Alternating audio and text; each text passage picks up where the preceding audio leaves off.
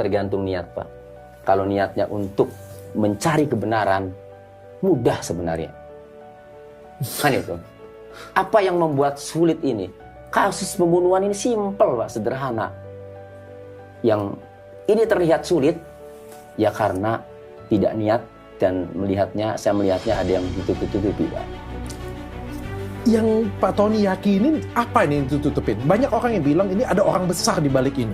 Sebentar, saya lanjutkan dulu biar clear tadi ya. Setelah saya wawancara semua saksi-saksi, baik Bondol, Ibnu, Robi, Suparman, Pak Agus pemilik rumahnya yang pemilik bangunannya, Pak Rudi Irawan yang bapaknya Peggy. Setelah saya yakin, Pak, baru saya mau jadi pengacaranya Peggy Setiawan. Oke, mati-matian. Makanya jangan heran kalau saya kenceng, Mbak. Karena saya sudah melakukan penyelidikan langsung dan saya mempunyai keyakinan.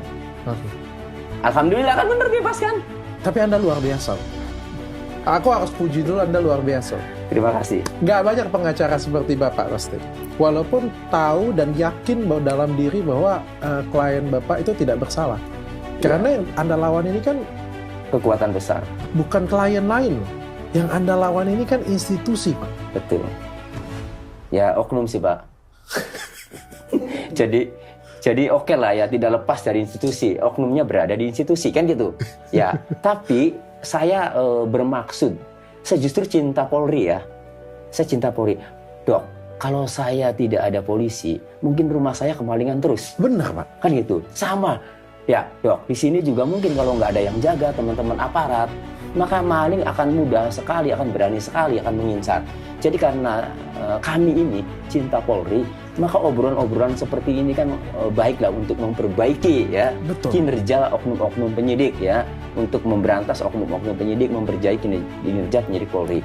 Nah, jadi saya itu niatnya adalah bagaimana menegakkan kebenaran.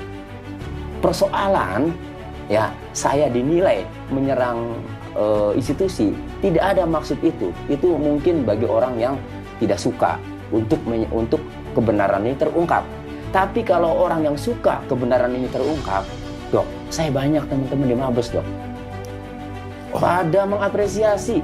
Dan saya pernah ya, setelah kasus ini kelar, saya lagi menghadiri acara di TV, saya sempatkan karena teman ya di sana ya, lumayan juga pangkatnya, saya diundang ke sana kan, diundang hanya main. Itu saya mau masuk ke Bareskrim, itu anggota-anggota polisi yang pada pulang, Dok, pada ngucapin selamat sama saya, Dok. Oke, artinya mereka mengapresiasi ya? Iya, karena hati manusia itu semuanya juga ingin kebenaran yang terungkap, Dok.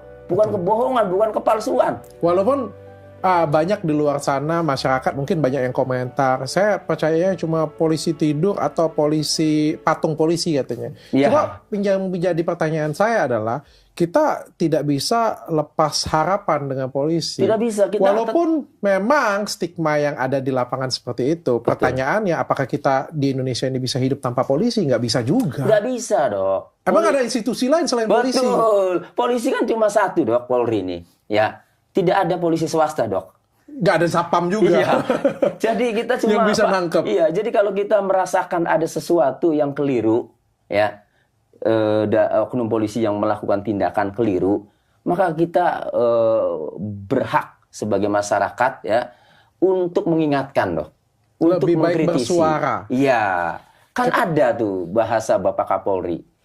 Siapa yang mengkritik dengan pedas, itu adalah sahabat Kapolri.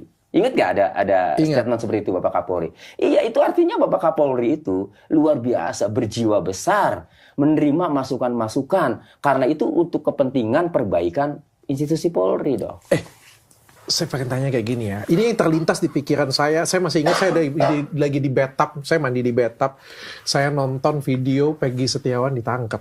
Iya, ya. Saat itu. Pada waktu itu kan dia ngomong ya di konferensi pers ya. Bukan saya yang bersalah katanya. Saya tidak pernah membunuh katanya. Iya, berani lah ngomong begitu kan ya. Si komentar-komentar kan banyak banget yang komen, saya lebih percaya Peggy daripada polisi yang nangkep katanya. Kan itu kan cukup ada pro dan kontra ya. Iya, betul. Kalau di saya sampai mandi di bathtub, saya bilang apa? Polisi benar. Tahu nggak kenapa saya bilang ini? Ini kasus viral. Ini masa kasusnya seberani itu ya. Betul. Ini kasusnya ini bukan baru mau viral. Ini sebelum Peggy ditangkap sudah viral. Sudah viral berhari-hari, bermalam-malam. Kalau saya jadi Kapolda, saya pasti akan berhati-hati sekali. Betul. Saya pasti akan berhati-hati sekali. Ini gila ini. Tapi kalau misalnya aku bisa, ini prestasi. Betul. Benar ya, seperti itu ya. Sehingga menurutku langkah yang diambil juga, ini 2024. Masa sih polisi kurang pinter? Ya aku berpikir polisi pasti pinter-pinter lah ya. Ketika diambil ini kan pasti nggak sembarangan juga. Betul. Apalagi sudah viral kan? Iya, apalagi ini sudah viral, bukan kejadian yang biasa gitu. Ternyata kan gitu kalau cerita kan. Ya, kalau berhenti berarti nggak berani. Ternyata plot twist-nya gila loh. Iya. Ternyata Peggy Setiawan berada di sini. Iya. Saya pikir tuh pengadilan ini di pra-peradilan. Di pra-peradilan yang lebih kocaknya lagi, formilnya bukan kita ngomongin. Kita tidak ngomong lagi iya atau tidak materi. Kita ngomong formilnya. Baru formilnya saja sudah berantakan ya. Artinya bisa dipatahkan, mudah dipatahkan kan.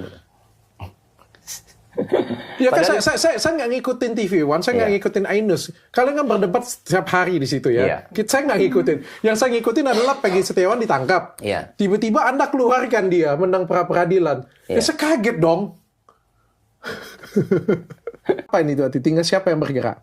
Ya tinggal ada keseriusan dari Mabes Polri ya dalam hal ini Bareskrim. Ya memang Bareskrim ini saya baca beritanya. Ya, langsung Pak Kabar Eskrim sendiri ya, itu menyatakan bahwa kasus ini memang masih ditangani Polda. Namun dari Bareskrim ini mengasistensi. Dan yang lebih penting lagi, tidak akan fokus ke Peggy untuk menetapkan tersangka kembali. Karena tidak bisa dipaksakan orang menjadi tersangka katanya. Keren itu, kata-katanya Pak Kabar Eskrim luar biasa, salam hormat dari saya. Justru akan diungkap dari nol. Iya. Ini sependapat akhirnya dengan keinginan saya, Pak. Sejalan. Ungkap dari nol.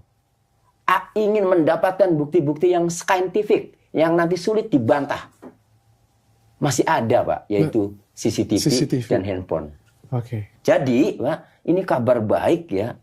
Berita kemarin ya yang saya baca semalam itu.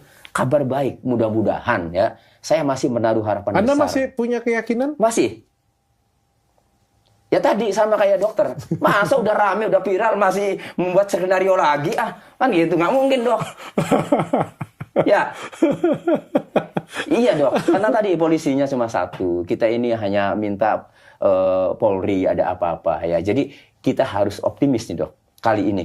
Ya. Saya masih menaruh harapan besar. Ya. Karena yang turun langsung, yang asistensi adalah Bapak Kabar Eskrim. Ya. Saya sudah mendengar kabar juga dari teman-teman Bapak Kabar Eskrim yang sekarang ini, Dok, itu punya integritas bagus, Dok. Bapak Kapolda juga sebenarnya punya integritas, Dok. Tapi ya nggak tahu nih. Saya kan pakai jurusnya dia. Harus ada ending, Pak. Tapi saya belum pernah mendengar statement Bapak Kapolda Jawa Barat saat menangani kasus saat Peggy Setiawan ditangkap itu berstatement di media. Saya belum pernah mendengar.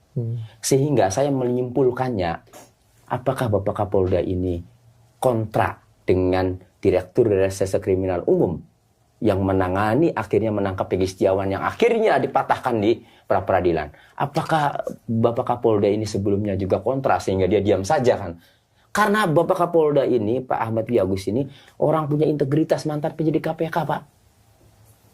Tapi memang kadang-kadang kita nggak bisa kerja sendirian, Pak. Ya? Betul, dan ini institusi terkadang ya. Kalau misalnya di atasnya ya atau ada tekanan-tekanan yang lebih besar kan ya, gininya kekuatannya, terkadang juga tidak bisa apa-apa. Terkadang juga menghormati ya orang yang sedang bekerja demi menjaga institusi. Mantap, Pak Tony.